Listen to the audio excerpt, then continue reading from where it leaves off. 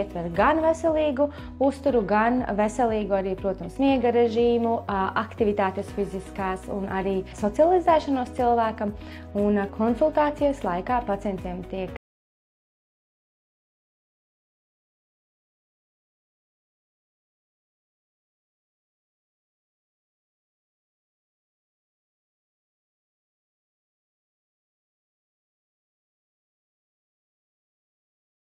mazināt muskuļu saspringumu, tai arī piemīt limfadrenāžas efekts, kas ir veiksmīgs svara mazināšanai, un šī masāža ļoti piemērota mūsdienās cilvēkiem ar sēdošu darbu un darbā, kur ir paaugstināts stresa līmenis.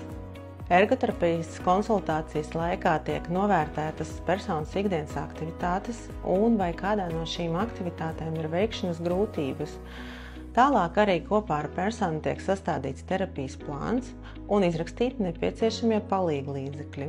Otrajā konsultācijas daļā tiek izrunāta ergonomika un personai tiek izstāstīts, kā, izmantojot atvieglotus ergonomikas principus, var mazināt sāpes un atvieglot veikt ikdienas aktivitātes. Tūņu aplikācijām piemīt iekaisumu un sāpju mazinošs efekts, un tās palīdz